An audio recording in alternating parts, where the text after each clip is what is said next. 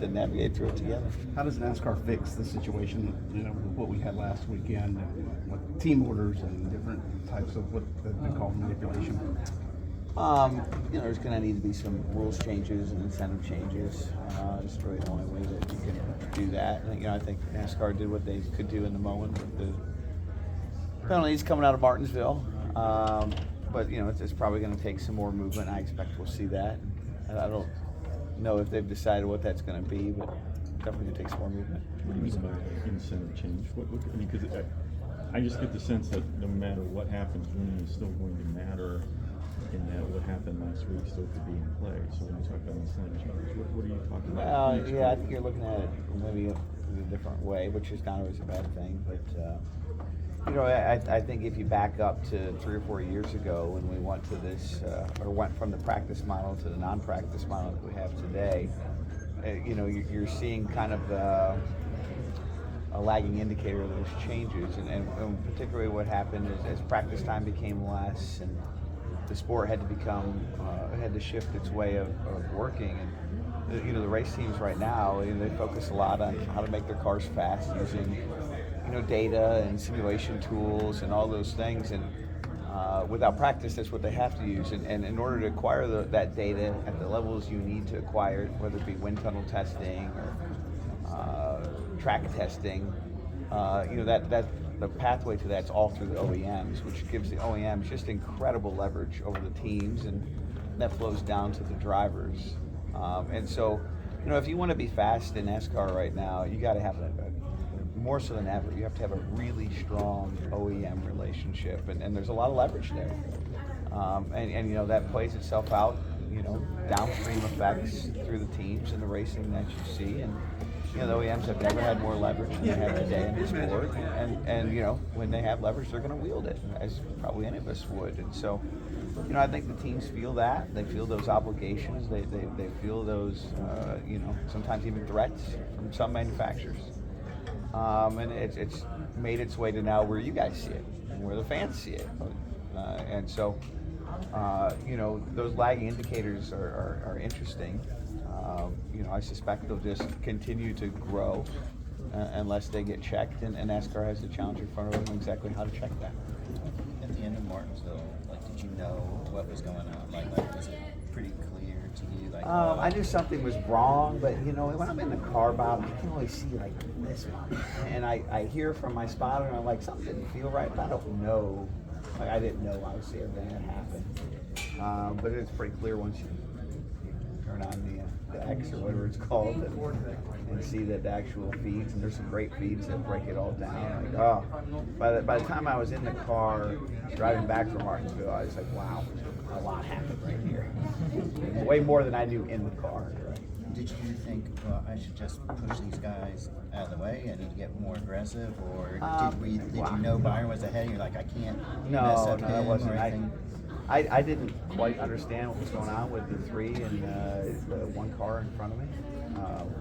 I honestly thought maybe the 3 car had some kind of problem and the 1 car was having a problem at the same time, which is plausible with some of the things that were going on. And then the 77 car was doing what he was doing, and it just, something felt way off about it, but I honestly, I didn't put it all together in real time. Once you did, were you angry or just disappointed? What was the feeling? Yeah, I don't know if it kind of felt like just the inevitable escalation of what we're seeing with OEMs and teams, and the fact that, I've been on the other side of it just a few weeks ago in Talladega, where you got guys over the radio telling them, don't push it forward, it's going to keep escalating, and if it remains unchecked. Well, supposedly they told you guys that if it escalates, they're going to start benching. I don't know. What was the tone in that message? And do you feel like they're serious? Do you feel like they got their point across? You've seen this, Bob, for 15 years with 30? Yeah. All right, well, I've seen it for 15 years with you, Bob. And, the message never seems to get across until it gets across, We're no different than children in that regard. And, until you ground them, they're just going to keep pushing them. Are there drivers out there that have enough gumption to tell OEMs, hey, I'm not going to do this. I'm going to do what's best for me? I don't. The drivers don't really have that leverage right now, which is a fundamental issue. If you look at the sport right now, and look, you put the best driver in the worst car, and he runs 30th at best. And that's just the model that we're in right now, and I think the drivers know that. It was announced this week that Adam Cole will be back in 2025. Can you talk about what he has meant to the 6 teams since you've been I mean, he helped turn our company around. It's been a big part of that. Probably didn't get enough credit for it.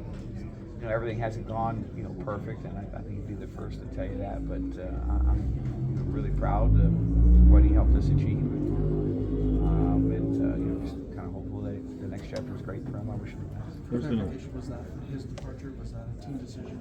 A little bit of both, yeah. there's been a lot of talk about playoff format. Even NASCAR's talked about maybe looking more into it. You've seen the different formats, you've seen all the different things, and obviously what happened last week has probably resolved some of it. What can be looked at in terms of the format? What would you always seem to kind of think of things that are off center. Like What are you trying to say, Dustin? You just told me I'm Outside the box. Yeah, I'm curious what's kind of going around in your mind. that's a good thing, right? I'm not saying I don't know. I think you have to go back and ask yourself just one key question of what are we trying to achieve? And then everything should just connect to that. And to me, what we're trying to achieve is we all want this sport to be a major sport. We don't want to be a niche sport. We want to be a major sport. And the easiest measurement of that is our fan sentiment and fans vote through their butts and their eyeballs. Do they sit in the stands or do they watch on TV or whatever medium they might watch on? And that should be the measurement as to whether the playoffs or whatever format is successful. As it stands today, I think there's opportunity for our sport to grow, and I think it probably requires a clean look at what format gets the most eyeballs and butts in the seats. Well, I mean, the ratings have been up in the playoffs, so I guess the argument can be made nothing needs to change in one sense. Yeah, I mean, the ratings, are we comparing year to year? Are we comparing against earlier in the season? I mean, ratings being up is what year are you comparing against? If we're comparing against 2012, then the ratings clearly aren't up, right? So I think you have to be really intentional with what you compare to. Matt's departure. Do you guys have someone in mind for as a coach for 25? Yeah. What's What that? did Bob give you his questions? Bob's saving the. I don't know what he's going to ask. You know I'm asking next. Yeah, I expect we'll have someone else that's really soon. How about third car and plans for next year? Yeah, wow, it's crazy. First time caller here. I would expect we'll have some of that in the next 2 or 3 weeks. But a lot of things will come together in the next 2 or 3 weeks. You mentioned it was a partial team decision too. What do you feel like needs to change with the 6 car for you guys to be better in 25? We have a lot of areas that we can grow in, and it's never just one thing. But ultimately, we want to win more races, and we want to be in the Final Fours and Final Eights. Brad, allegedly this is Truex's last full-time ride. Allegedly. Yeah. I like it. You're getting smart on this. Yeah, man. Of those 15 years you've run against Truex, give me a story about running against that dude. Yeah, I think that's one of the best parts about Martin is there aren't a lot of stories. Martin, super talented, particularly good road course, short track racer, very smooth. I'll give you a Phoenix story. He came here one year and he sat on the pole, and he made me look so bad to my crew chief because he had this really unique line into what's turn 3 now, but was turn 1 at the time. And he fired down the backstretch and put like 2-3 tenths on me. And I'm in the haulers in my rookie year, and crew chief was saying, "Why can't you drive like he drove it?" And I'll never forget that. So every time I come to Phoenix, I think about that. As a team owner now, him winning a championship, one-car team out of Colorado, Pretty unique. the respect I'm sure Yeah. you guys can understand. Yeah, I appreciate that about him. And this sport's got highs and lows, and he found a way to revitalize his career, and that's not an easy thing to do. Thanks. How would you rate your season, Brad? you think you need to do going into 2025? You know, it's okay. It's nice to get a win. Like I said, we want to compete for Final Fours and eights, round eights, or whatever the thing is, and have multiple wins, and we weren't able to do that. But I wouldn't say it's been a bad year. We got a lot of room to grow. What was the necessity you felt to make a change with crew chief level? Well, I would say it was a joint decision. So, Matt had some opportunities to pursue that, made good sense for him, and we all want to see him be successful. So I don't know if it necessarily is on one end or the other, from my perspective at least. But there's opportunities for us to try some new things as well, and hopefully we all come up strong. You've worked with